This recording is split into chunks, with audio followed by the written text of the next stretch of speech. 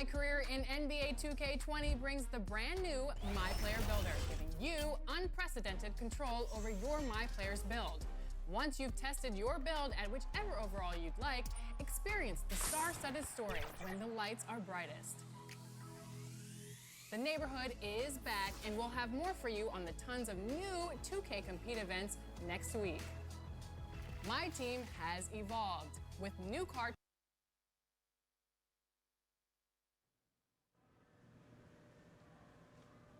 This is Hank and the Hornet on 98.9 The Flex, the official home of your Cleveland Cavaliers. Get hip or get stung.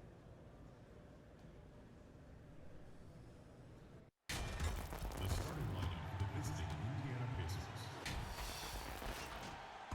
At the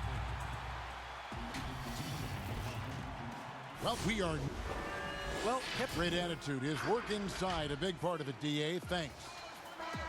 And here's what the Cavaliers' schedule looks like. On Monday, they'll be matching up against Eric Bledsoe.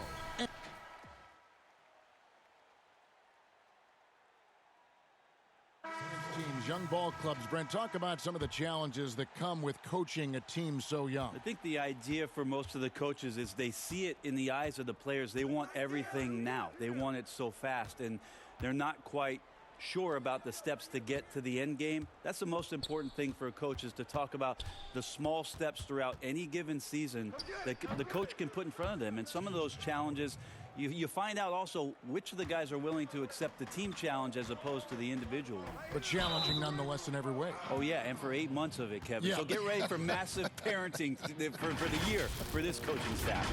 And for Cleveland, we've got Larry Nance. Sexton is out there with Porter. And it's Martin in at power forward. On the court for Indiana, T.J. Warren out there with Doug McDermott. Then it's Sabonis. Then there's Malcolm Brogdon. And it's Lamb in at the 2 spot. Holiday, the pass to Bitadze. Holiday looking over the floor.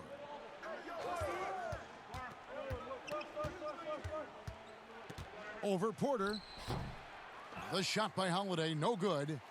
The edge on the glass is the difference. It's allowed them to build this lead. Doesn't go for him. Pacers trail by 16. Poke loose. One-on-one fast break. And he bangs it home with one hand. Well, if you don't take care of the ball, fellas, that's what can happen. Absolutely, Greg. That makes the turnover even more painful. And the gamble paying off.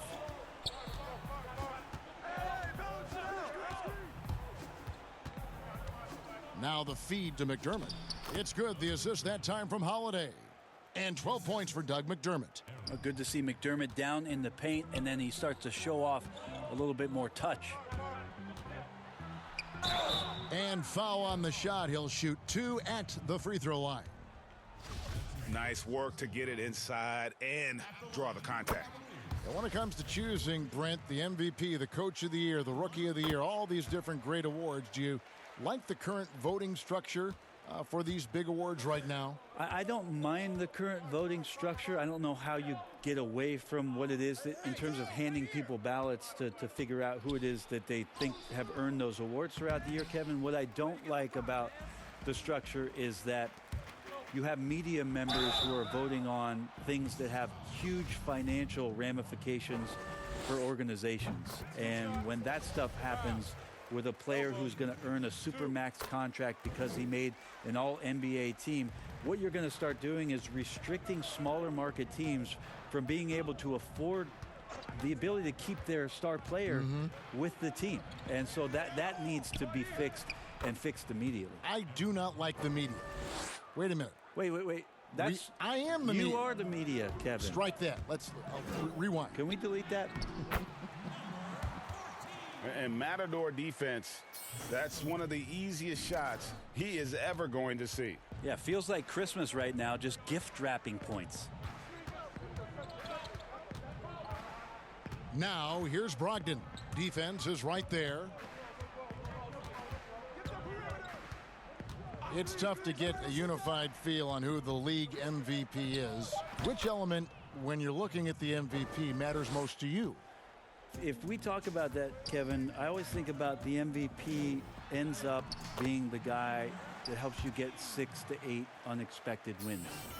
That's who I look to. So in this past season, what it was that Giannis did, not only with Coach Budenholzer coming in to Milwaukee, the stylistic change that they went through, and then the shouldered responsibility of Giannis to be the initiator to that much change in one season. That's why last year I feel like he was the most valuable player in the league. Even though eye-popping numbers were coming out of Houston, again with James Harden, I go back to Giannis and that massive amount of change and him being the guy that shouldered it all. That's a great answer. Shooting foul as the whistle blows. He'll shoot 2 free throws. We're still waiting for that first miss from the line this half. And truly some significant roster changes for the Pacers this past summer. Jeremy Lamb, Malcolm Brogdon, T.J. Warren, they've gotten younger and gotten better as well, if you ask me. Excellent work by the Pacers front office.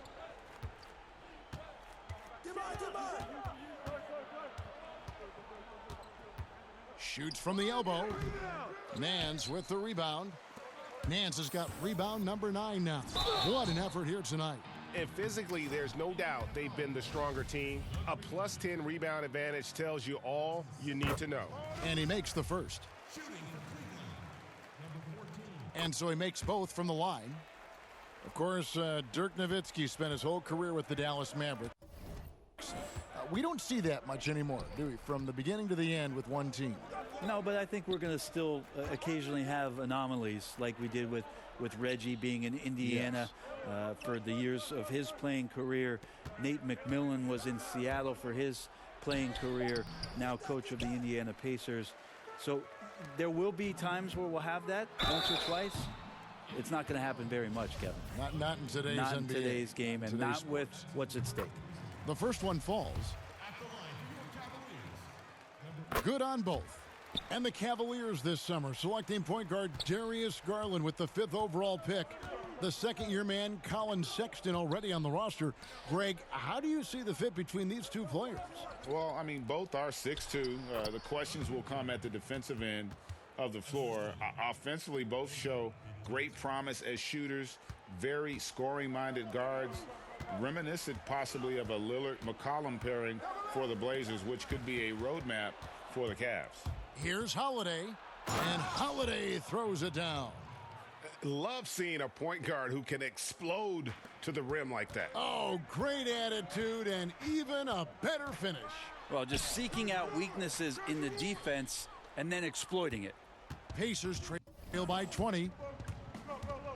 McDermott kicks to Leaf. Brogdon against Porter. Holiday with the 3. The shot, no good. So Cleveland will take it the other way. The biggest lead of the game was 24 points. And following this game, they hit the road to challenge the Bucks in Milwaukee. That will be a getaway game for them, a one-game road trip. And so it's Indiana with it. Pass to Bitadze. Outside Holiday. Baseline J on the way. Nance with the rebound. Well, they've been better than good on the glass today, and there is a glaring discrepancy between these two teams in that area. Sexton getting right through the defense and putting that speed to work. And here's Holiday, who will bring it up for the Indiana Pacers. Pass to Bitadze. McDermott with it. Some nice passing here by Indiana. Shot clock at 6. Bitadze, the pass to McDermott. Indiana again missing. The Cavaliers have gone 8 of 10 from the field here in the fourth quarter. Really getting it done. And that one is good. He's got 20. An even stronger second half. Tremendous efficiency at the offensive end of the floor.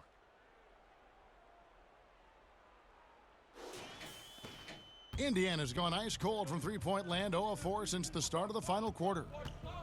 Holiday, the pass to Bitadze. Will it go? Tries again. Goes up and lays it nice and easy.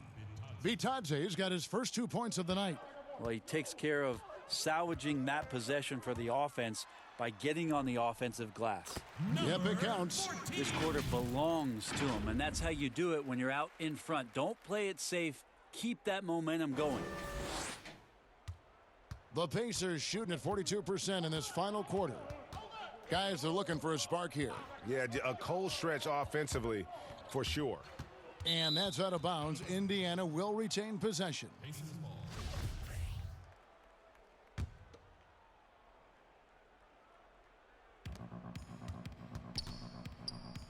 Here's Leaf, covered by Martin. Leaf passes to McDermott. 6 on the shot clock. Pulls it from the elbow. Cavaliers with the rebound. The shot's there for him, and he's got to take it. I don't care if he doesn't convert. That's a shot he has to continue to take. Last year, the average salary for a starting point guard, Brent, in the NBA, was the highest among all positions. Why would that be? Well, with the way the game has changed, Kevin, there's certainly an emphasis on being able to find guys who are initiating offense, scoring the basketball, shooting three-pointers, and you're seeing a big shift in salaries between point guards and bigs. That's where the biggest disparity is. Centers in the league are getting less and less of an opportunity to have the extended big money contracts because the game has moved to the perimeter, and if you're a big that cannot play on the perimeter, there's not a lot of teams that are willing to invest a significant amount of their cap space into the center position. They want guards and wings who can play out there and do the damage from there. And Holiday kicks to Leaf. Pass to Holiday. 1:39 left to play here in the fourth. And the pass to Leaf. It's good. The assist that time from Holiday. Holiday's got 4 assists in the game. That's the kind of passing you want there. Work the ball around, keep it moving, try to get an assist on every bucket. The shot comes out, so the Pacers will take it the other way.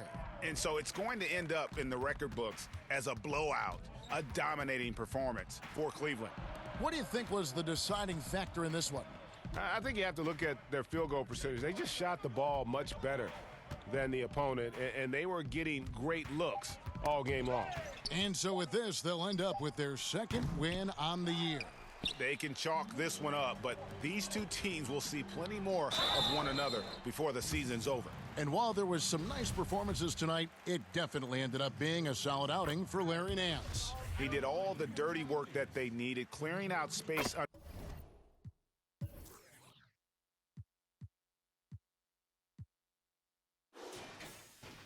underneath and securing rebounds. Guys, some great passing from him. Yeah, everybody's touching it, and you're starting to see the assists pile up because the rhythm is on display offensively. Holiday against Martin. They get it back. And foul on the shot, so he'll get a chance at the line. That free throw missing. That one is no good. Cleveland with the ball. They're on a 15-6 run. And the call on the shot that sends him to the line. And he knocks down the first one. And last year, not only did the Cavs fail to return to the finals, they only won 19 games. Yeah, and they won 50 games the year before without Kyrie. And that's how much LeBron James meant to this franchise. He defines the word irreplaceable. 6 seconds separating the shot and game clocks. Here's Bitadze, covered by Nance. McDermott. And the Pacers can't get it to go. 2 free throws coming up, and they call the shooting foul. That's on Malcolm Brogdon. First one falls for him. And so he hits both.